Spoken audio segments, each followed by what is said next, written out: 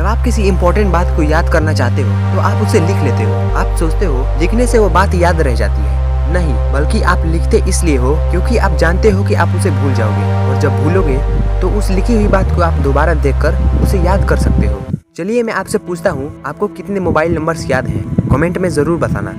आज हम सभी के पास एक डिवाइस है। हम ज्यादातर नंबर्स याद करने की कोशिश नहीं करते, बस अपने मोबाइल नंबर पर टाइप किया और सेव कर लेते हैं। असल में हम अपने दिमाग का भरपूर इस्तेमाल करते ही नहीं हैं। दिमाग पर काम करने वाली चीजें आज हमने टेक्नोलॉजी पर थोप दी हैं। हमारा और हमारे दिमाग का काम, याद रखने का काम, आज ये सब टेक्नोलॉजी और रोबोट्स करते हैं। लेकिन शायद आप ये नहीं जानते कि हमारे दिमाग की शक्ति आज के कंप्यूटर रोबोट से कहीं ज्यादा है। आफ्टर ऑल, हमारे इस दिमाग ने ही तो इन सभी चीजों का निर्माण किया है। हमारे दिमाग की याददाश्त और मेमोरी कमाल की होती है। तो चलिए मैं आपको इसके बारे में एक सच्ची घटना बताता हूँ। विवेकानंद के बारे में सब जानते हैं कि उनकी याददाश्त जबरदस्त थी। वे बहुत जल्दी पूरी किताब पढ़ लेते थे और उसे वर्ड बाय वर्ड याद रखते थे। कहानी कुछ इस तरह से है। ये बात उन दिनों की है जब विवेकानंद तेज भ्रमण पर थे। उनके साथ उनके एक गुरु भाई भी थे। तेज भ्रमण के दौरान जहाँ पर भी उन्हें अच्छे ग्रंथ मिलते थे, वे उसे पढ़ना पसंद करते थे। किसी भी नई जगह जाने पर उनकी सबसे पहली तलाश लाइब्रेरी की ही होती थी। एक बार की बात है, एक जगह उन्हें लाइब्रेरी ने काफी अट्रैक्ट किया, तो उन्होंने सोचा क्यों न यहाँ पर कुछ दिनों तक रुका जाए। उनके गुरु भाई लाइब्रेरी से उनके लिए इंग्लिश और संस्कृत की नई नई किताबें ला कर देते थे, और विवेकानंद उन सभी किताबों को पढ़कर अगले दिन ही वापस कर देते थे। रोज नई नई किताबें लाना और अगले दिन ही वापस कर देना, ये देखते हुए लाइब्रेरियन काफी चिंता में पड़ गया। उसने स्वामी जी के गुरु भाई से कहा, क्या आप इन नई नई किताबों को केवल देखने के लिए ले जाते हैं? ये आप पे शोभा नहीं देती।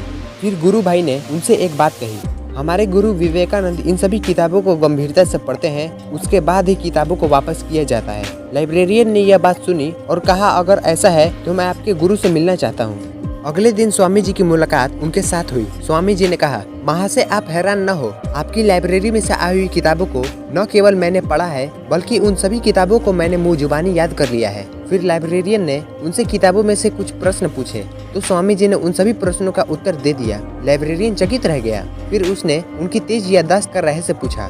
तब विवेकानंद जी बोले, किसी भी चीज को अगर आप फोकस के साथ थॉटलेस किया जाए तो वह पूरी तरह आपकी मेमोरी में स्टोर हो जाता है।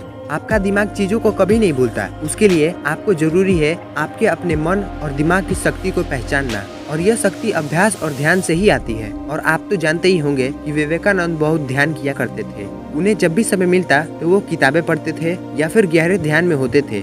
ऐसे ही एक और कहानी सुनिए, ये वाला तो आपको विश्वास ही नहीं होगा। विवेकानंद भारत के पहले ऐसे योगी थे जो 1893 में अमेरिका गए थे, और उन दिनों विवेकानंद ने एक क्रांति से ला दी थी। यह तब की बात है जब स्वामी विवेकानंद अमेरिका से लौटते समय वह एक जर्मन फिलोसोफर के यहाँ मेहमान थे। डिनर के बाद वे एक स्टडी रूम में बैठकर आपस में चर्चा करने लगे। वहीं मेज पर 700 पेज की किताब रखी हुई थी और वह फिलोसोफर उस किताब की बहुत बड़ाई कर रहा था। फिर विवेकानंद बोले, क्या आप मुझे यह किताब 1 घंटे के लिए दे सकते हैं? मैं देखना चाहता हूँ कि आखिर इस किताब में है क्या। फिर वो आदमी हंसने लगा और कहा, क्या आप इस किताब को 1 घंटे में पढ़ने वाले हैं? मैं तो इस किताब को कई हफ्ते से पढ़ रहा हूँ, लेकिन मैं इस किताब को समझ नहीं पाया क्योंकि ये बहुत जटिल है। वैसे भी ये जर्मन भाषा में है और आपको वो भाषा आती ही कहाँ है। आप 1 घंटे में क्या कर सकते हैं? विवेकानंद जी बोले, आप जरा किताब तो दीजिए, फिर मैं आपको बताता हूँ कि मैं क्या कर सकता हूँ। तो फिर वह किताब उन्हें दे दी गई। उन्होंने उस किताब को अपने दोनों हाथों के बीच में पकड़ा और फिर आंखें बंद करके बैठ गए। और फिर 1 घंटे बाद किताब को वापस करते हुए विवेकानंद जी ने कहा,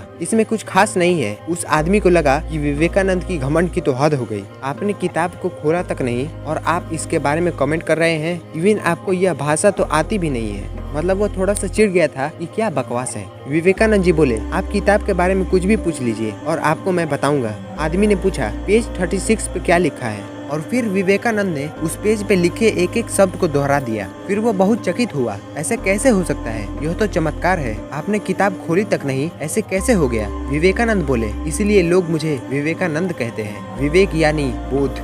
ऐसा तभी संभव है जब आप अपने दिमाग की शक्ति को पहचान पाएं, उस पर भरोसा करें। यह शक्ति आप में भी है, बस वह एक्टिव नहीं है। हम जानते ही नहीं कि हमें उसका इस्तेमाल कैसे करना चाहिए। आजकल के बच्चे अपने दिमाग की काबिलियत को कम समझते हैं और खुद को कमजोर, और इसी कारण वे गलत कदम भी उठा लेते हैं। ऐसे में आपका फर्ज बनता है कि आप अपने बच्चे और खुद की दिमाग की काबिलियत को समझकर एक सकारात्मक मुकाम हासिल करें।